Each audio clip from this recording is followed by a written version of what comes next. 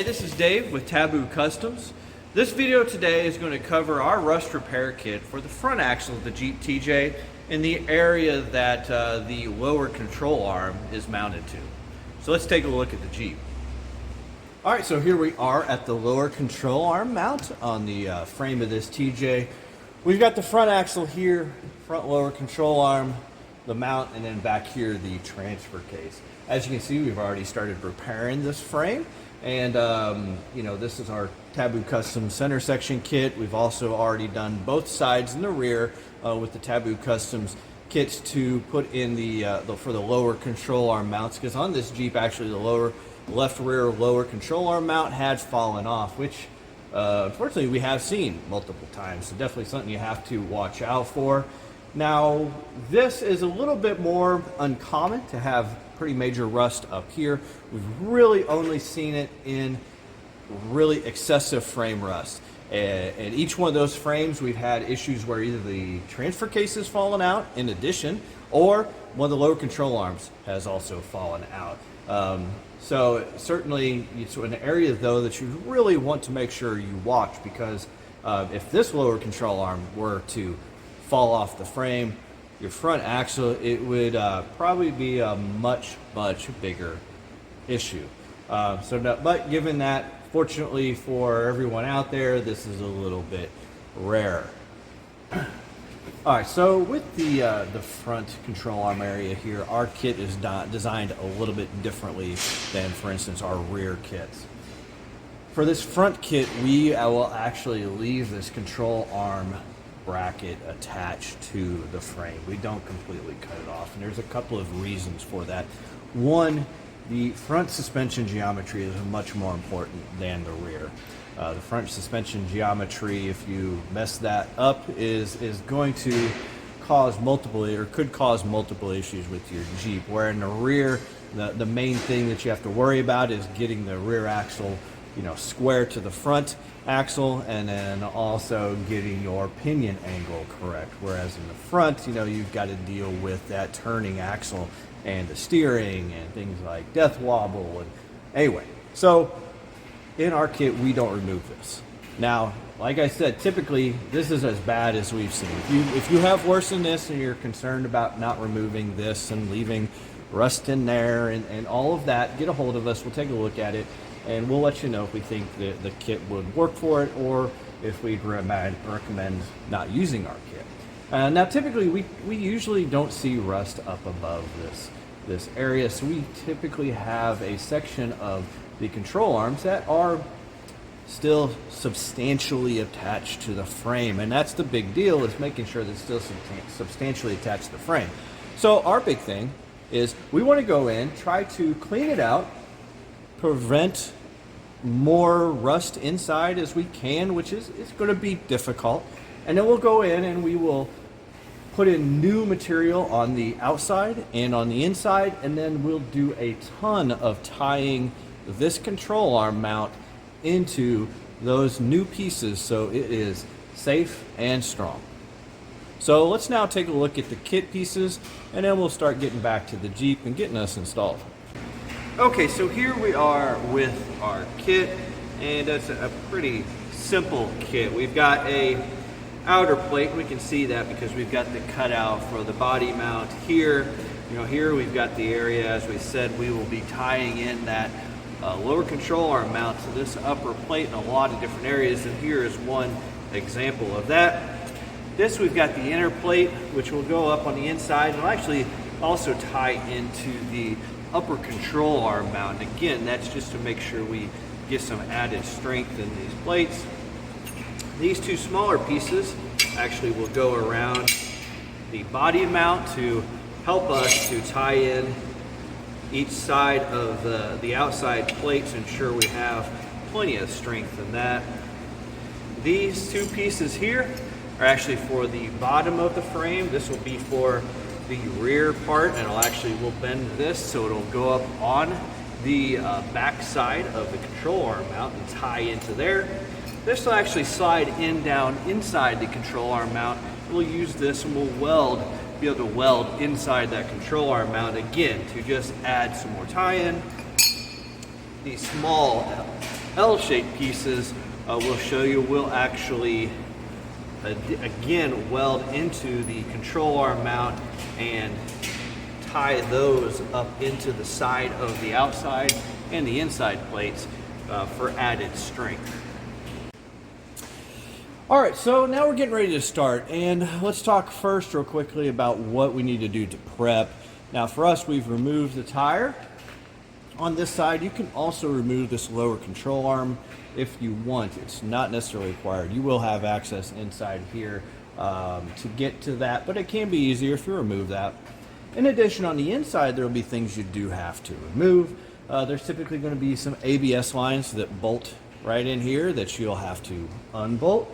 On the passenger side, you'll probably want to go ahead and remove the exhaust. If you don't remove the exhaust, it's going to be real hard to get in here, and you want to make sure that you can get in there and get proper prep and proper welding, because that is going to be extremely important. You want proper prep and you want proper welding. If you are not an experienced welder, I would not recommend that you go and you do this. I would recommend that you find someone that is an experienced welder that has the confidence to install this kit correctly, because it can be an incredibly important part as we're trying to support the suspension here. Now, in addition to that, on the driver's side, you may want to also remove the drive shaft at the axle end just to get out of the way. It's a lot easier to have as much room as possible. You will also have to deal with the fuel and the brake lines. You'll want to pull those out of their clips and get those pulled over as far away as possible. In general, you want as much room so that you can get in there and work without causing yourself any issues. Now, the next steps that we'll do here in a moment is we'll go in and we will take some of this rust off. Now, if I feel up inside this frame, amazingly, down to about here, the frame is pretty much full thickness. So like I said, the frame really is pretty good except when you get to there, and it just goes away to nothing. So we'll go in there, we'll cut some of this rust out, clean it up. We will cut a section over here, and before we cut that section, we'll actually use our rear piece to see where our hole is going to be and make sure we cut it in the same place, because we want that hole to be there when we're done, so that can will let things out of the frame. We'll cut that section off probably with either a hard wheel or with a plasma cutter, and then we'll clean out the frame and we will start removing the surface rust from the frame to prepare for welding. Now, in doing that, we'll use several different tools. We will typically start with a needle scaler, which basically just vibrates these needles back and forth. We use this a lot to get into areas where we need to take off heavy scale, like this here, which isn't going to be in our way, but that's a good example. But we use this to get into everywhere to take off a lot of that heavy scale. Then after that, we'll follow that up with a wire wheel to go in and remove basically from the large area all the rust. We'll then lay our plates up here, outline them, and we will start to use a 90-degree die grinder to go around, and we want to take off all of the rust and the paint everywhere that we're going to weld around the whole perimeter. Now, oftentimes you'll have areas where you can't get this die grinder into, and that's what we've got our straight die grinder for, with the little burr bit, so we can get into all those areas, because it is key that you get your prep done correctly. So, without further ado, we'll get started. Before I get started actually doing that, I probably should mention a few things about safety. Make sure as you're doing this, you're wearing all your PPE. We do a lot of these, and so you're going to see me wearing a lot of PPE, because I'm going to tell you, if you don't wear your PPE, it's not a whole lot of fun. Even if it's hot out, you want to wear this stuff. I'm going to be wearing sleeves. I'll be wearing even welding gloves for my grinding. I'll be wearing some hearing protection, some eyeglasses, and I'll even be wearing a mask, because a lot of this will end up putting rust, dust all over you, and I'm sure breathing this stuff in probably not good for you. So definitely remember to wear your PPE in all of these next few steps. They're probably the least fun steps, but after you get through this, it's smooth sailing from then on in. All right, so when we go to mark the bottom of the frame here for the section we're going to actually cut out, you saw that I've cut out a section of frame there above it where it's mainly rusting. And like I said, the frame, I mean, it didn't look like we cut out much, right? And that's because it's really a short changeover from full thickness of frame up here down into where it's really rusted out. Now, with this piece right here, we'll actually bend this when we go to install it on here, so that bend will go right there at the front of the control arm. So we want to kind of line that bend up with the back of the control arm and go in here, mark out where our hole is going to be. We know,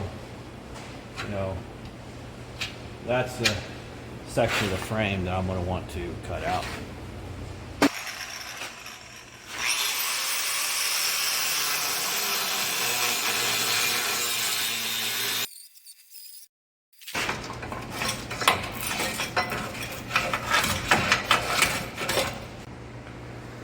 All right, so now before we actually get into clearing off the area we're going to weld, what we're going to do is we're actually going to go in with some 3M Weld Thru Primer, and we're going to touch up all these areas that we opened up, because our goal is to try to prevent more rust. If we leave raw pieces here, I mean, obviously it's just going to start, we'll start with surface rust, but I mean, anything we can do to try to prevent some of that. And, we'll actually use this as well on the inside of the panels before we weld them in, so we probably won't show that. So do recommend using some sort of Weld Thru Primer, and you have to make sure that you use something pretty decent.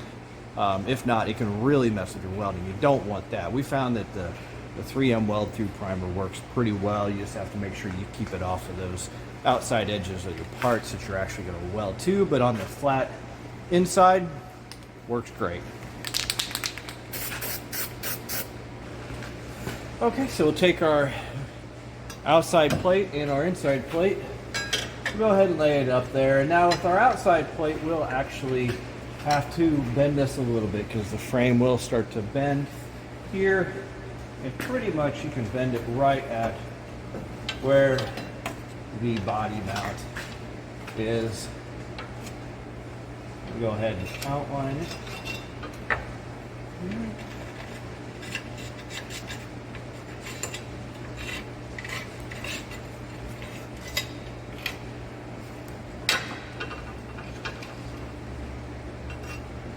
Now, since we have already installed our center section kit, well, it'll be a little bit easier and a little bit tougher in ways.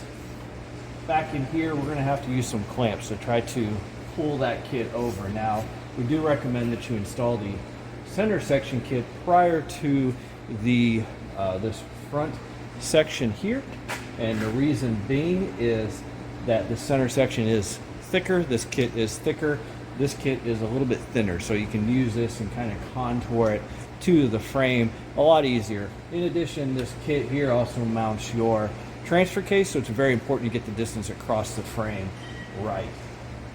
Okay, so now what we're going to do is we're going to take our outside plate, and with the outside plate, the frame right here actually bends outward. So we're actually going to have to take and bend this outside plate just a little bit.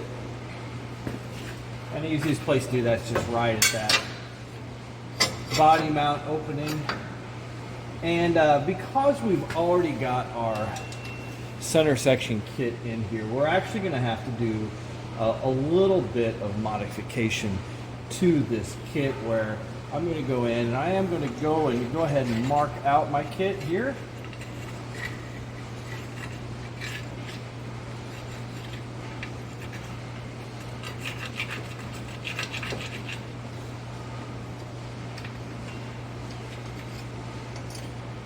Then I'm also going to take just a little bit off of this back edge. Now we don't do this because we don't know if you're going to use our center section kit or not, but if you do, we're going to go ahead and take a hard wheel, just take off the bottom edge. Because basically we need to make room for the weld that's already there. So this plate here on the outside, basically when we put it in there, the bottom of this plate will be flush with the bottom of the other plate.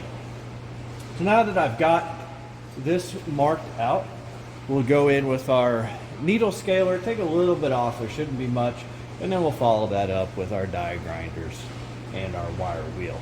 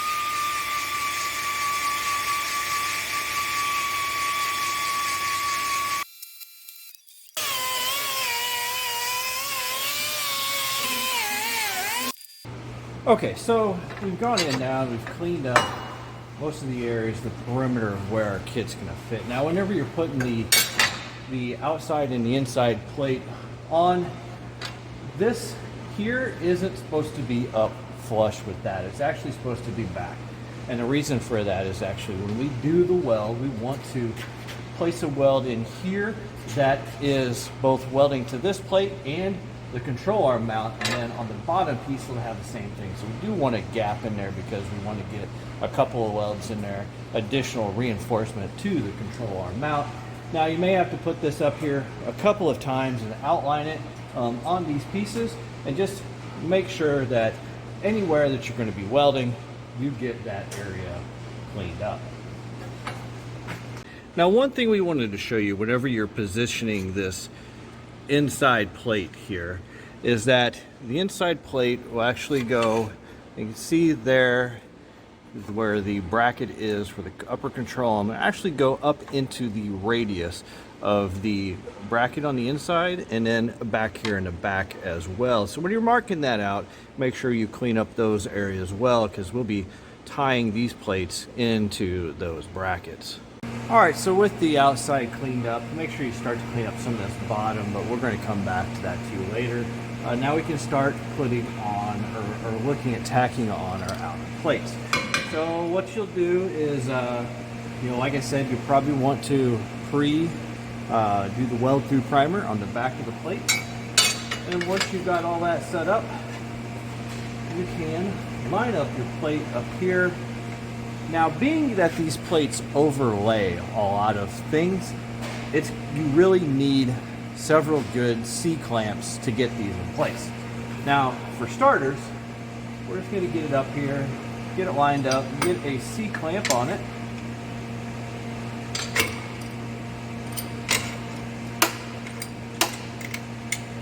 At least to get us started. Now you're going to want to make sure that we're right this way, which, you've got the body mount, so it's got to be within the body mount, so that's a little bit easier. And then you're going to want to check that the front and the rear are pretty much flush with the bottom of the frame. Just come down to here.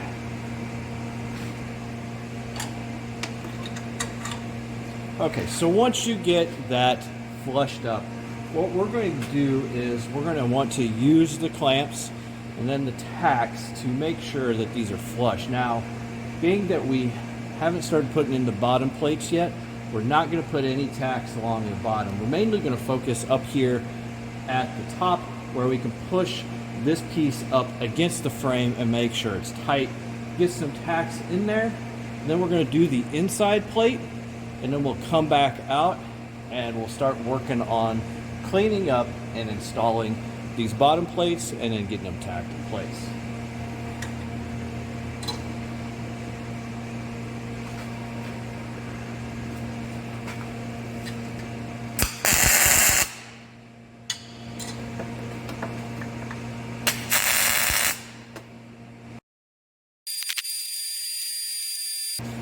Okay, so I don't think I stressed enough in that last section.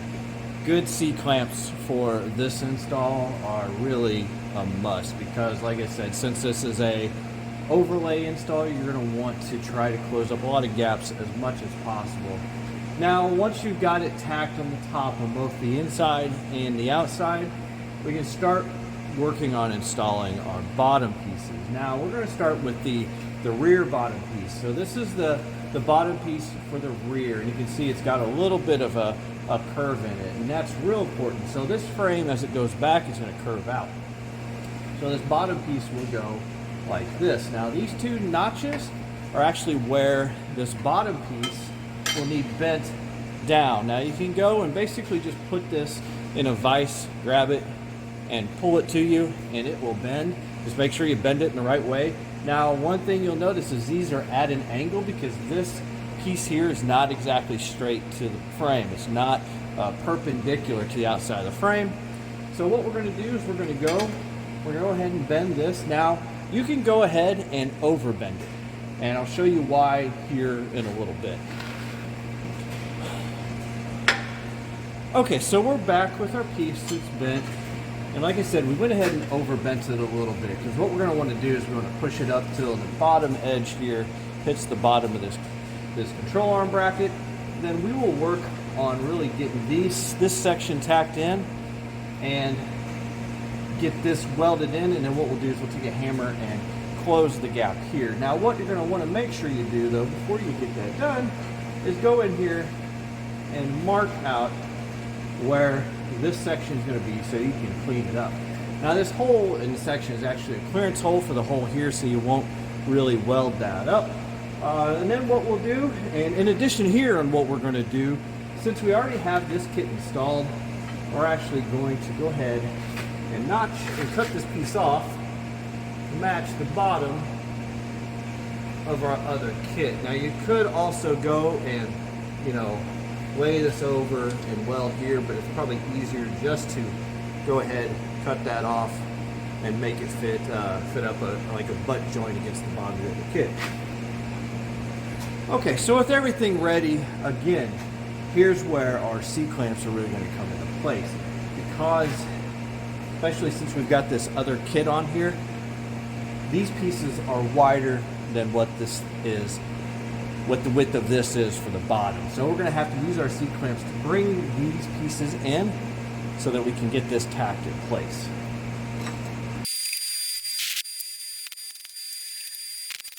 One thing as you start working through this, you're going to possibly have to do is, if you do have a little bit of misalignment like I've actually got, you might have to get your hammer.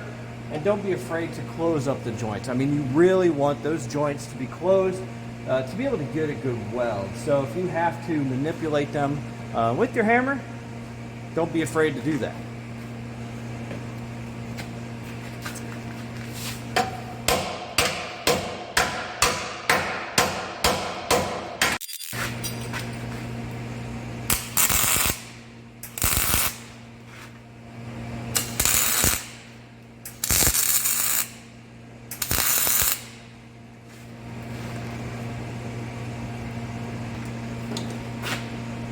Then once you have this whole bottom section tacked up here, after it looks like I've hit the camera enough it's out of place, and you can go ahead and close up the gap to this piece on the back. Now, because it might spring back, what you may need to do is, as you close this up where you get where you've got a good gap that you can weld, go ahead and place a tack. Close it a little bit more. That tack will kind of help to act as a lever to push down the part as you hammer on it. So just make sure you hammer it into place. Okay, now with that done, we can move on to the front section. So now on to the front section, the section in front of the control arm mount. We've got this piece here. Now, a couple of notes on this piece. One, you'll see that we have these steps in here. This is meant to fit inside of the control arm mount here. We'll actually go in, clean up some of that, and try to get a weld in there between those two areas. Now, this here is not straight across. So this, whenever you slide it down in here, these steps should fit up against that control arm. If there's a gap between one of them, you need to take and flip it over the other way whenever you slide it in. Now, this is pretty tight, so it can be a little bit hard to get in and out. What we're going to want to do is put it in there, mark where we need to clean up for welding, and then clean that up. We'll put it in there and go ahead and tack it in place. You can see here we've used a C-clamp to bring these in at the bottom. And this front section's typically a little bit easier to get in there and get closed up than it is the rear section. Let's see if I got this right. So for instance, you can see here I've actually put it in wrong. I've got a big gap on this side, so I need to take it out, flip it over, and put it back in. There we go.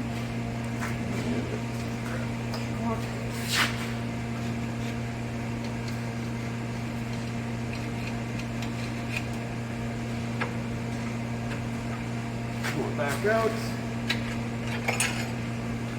And now we'll clean up that section and then take our little straight die grinder and clean up on the inside and get a little bit of a weld inside that roll.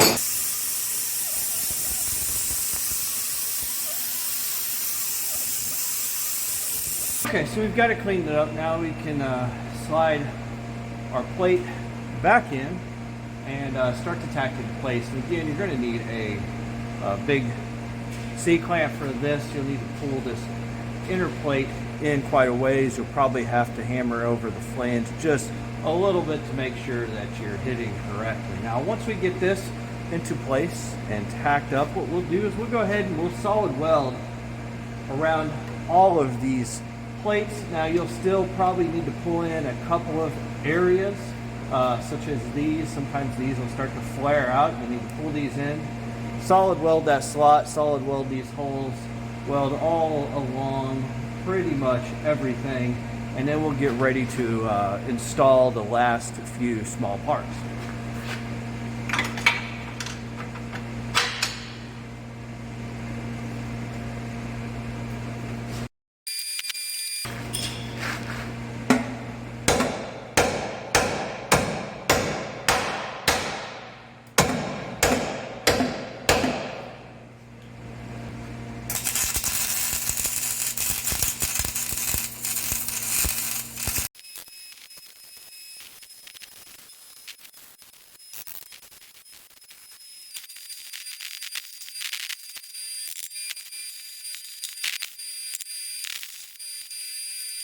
Okay, so now we're solid welded. I did want to point out though, there is one area back in here. We weld solid to this front part of the control arm, upper control arm bracket, and to the rear part, and then of course all along the outside, but you really can't get to the section inside at the back, inside the upper control arm bracket. So this section here is really because we wanted to tie more of that upper control arm bracket in, so we added that leg in there, so don't worry about the angled back piece and then this small section right here, but the rest of it here can be solid welded.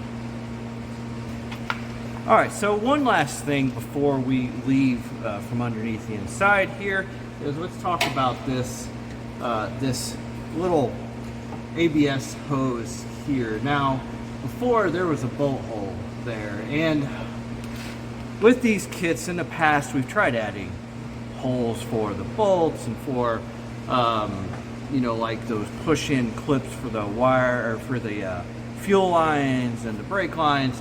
However, it's really difficult because chances are the hole is not going to be in the same place as the hole in the frame, and usually that's not an area that's rusted out. So then you're going to have to really go in and drill them out. It doesn't really work real well. So what we've found that works pretty well is we've been using small washers, and we will figure out, you know, where we want this hose to lay in here, and then what we'll do is we'll weld the small washer parallel to the hose, so then we can go ahead and have a spot for us to zip tie that hose or the lines or whatever we've got there over to, instead of trying to go in and drill a hole in here sideways, which a lot of times there's going to be something in the way to be able to go in there and drill those holes.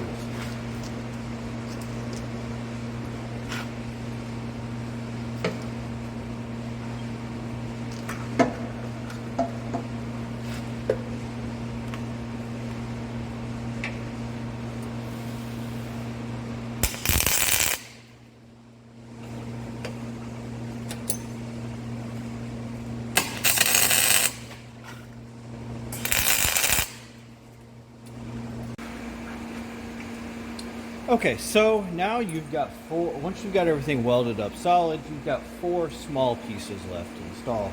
You'll have 2 of these, which are pretty simple. They'll go around the body mount there, just slide all the way up. Make sure you've got the body mount cleaned on the inside and the outside. Solid weld those all the way around. A lot of times you'll also have to remove some spatter from the body mount since we've welded everything up already.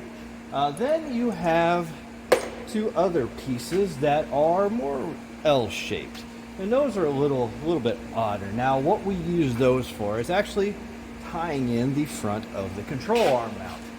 So up here, if you look at that, and you've got that shaped like that, you slide it in there where the narrower piece is on the outside. You put it basically parallel with that angle in the control arm mount. And what we'll do is we'll go ahead and clean up that control arm mount a little bit more right there on the edge on the inside and out. And then we'll basically solid weld these little pieces in on the outside, and then one also on the inside. Again, just for a little bit more tie-in for that control arm mount. Now before you install these little L-shaped pieces, don't forget to weld the inside to the control arm mount, because if you do, it'll be much harder to get to it after these are installed. It's also a lot easier to get a small pair of vice grips to hold this while you're trying to install it.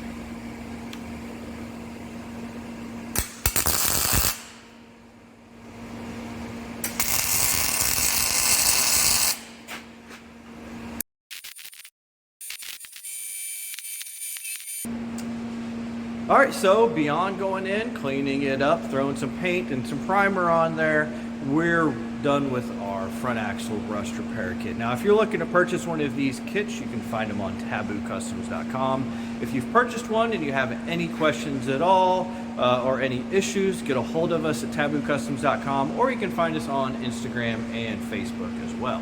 So, thanks for watching.